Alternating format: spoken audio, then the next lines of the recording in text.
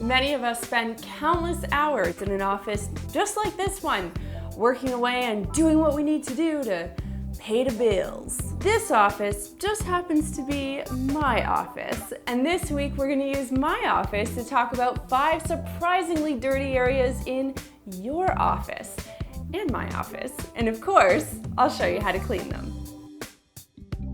No surprise here, if you have one of these totally stereotypical office phones in your workplace like I do, you'll no doubt already know how nasty these things can get. Not only does it contain points of contact like the buttons, but you're also dealing with this receiver, which you're placing right beside your face and has all kinds of weird stuff going on. To clean it, we're going to use some disinfectant. I'm using rubbing alcohol and water. Spray it on a microfiber cloth and wipe down the whole phone. You can use a cleaning toothbrush for any bits and pieces stuck in the receiver holes. And you can also use a cotton swab dipped in rubbing alcohol for ear and mouthpieces.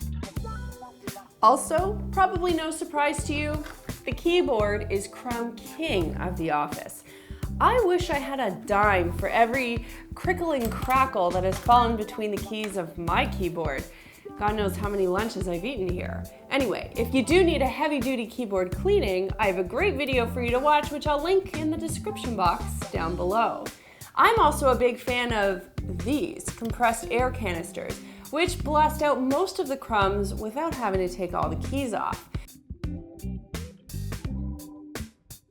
Now, it's also a good idea to unplug your keyboard, if you still plug yours in, and give it a good wipe down every so often just to get any finger gunk off the keys. And you can wipe the keyboard down with a microfiber cloth and a little bit of rubbing alcohol sprayed on the cloth. Just like the keyboard, the mouse is another great example of something we use every day, but something we probably don't clean nearly as much as we should.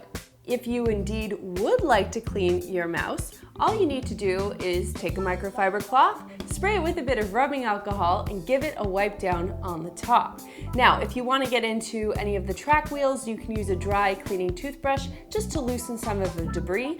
If you're like me and you notice that you have dust collecting on the bottom pads of the mouse, well, to be honest, sometimes if I'm really bored on a phone call, I'll challenge myself to scratch it all out. But if I don't have time to do that, I grab a Post-it note or any piece of paper, fold it a couple of times, and use the sharp edges to pick away any of the gunk. Toothpicks also work. Now, I know I said we were covering 5 things in this video, but here's an umbrella topic for you. There's a bunch of things in the office kitchen which I feel I should bring to your attention because unlike the items in your home kitchen, all of the items in your office kitchen are communal. And that means they're used by everybody.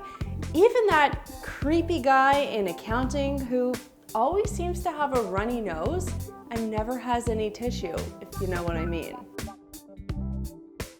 So the wheels have completely come off this top 5 video because the truth is there are way more than 5 things in your office that are dirty, greasy, grimy, and full of bacteria. Any point of content like a light switch or a button or handle can all harbor germs. Your office probably has a cleaning service, but the question is, do they clean all of these areas? Maybe they catch everything by the sink, you know, the obvious stuff, but do they clean the light switch in the boardroom on a regular basis? What about the buttons on the photocopier or the handrail on the stairs?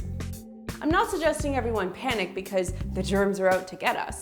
And I'm certainly not trying to imply that you need to implement a strict cleanliness policy at the office so that everyone ends up hating you. It's impossible to avoid germs entirely, but there are a few simple things you can do to reduce your exposure to them.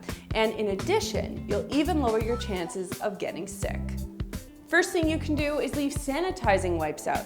Normally, I don't like these because I don't like the wasteful aspect of them, but they do serve a purpose, and here at the office, we leave them in the kitchen, in the bathroom, and people can take them to their office if they'd like. That way, a quick wipe up, and you can throw the cloth away.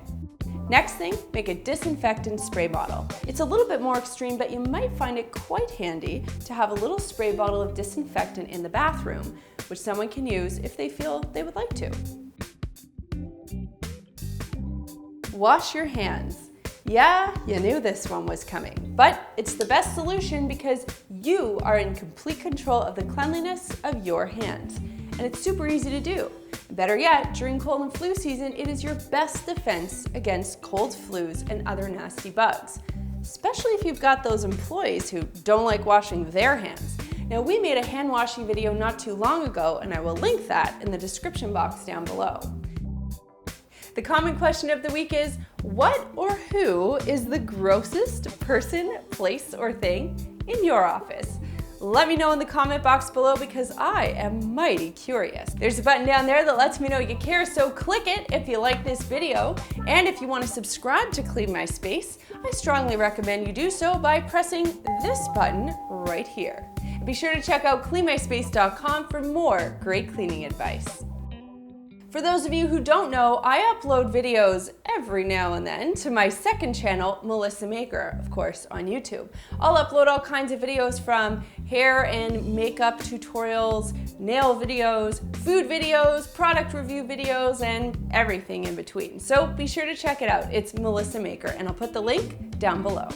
As always, thanks so much for watching, and we'll see you next time.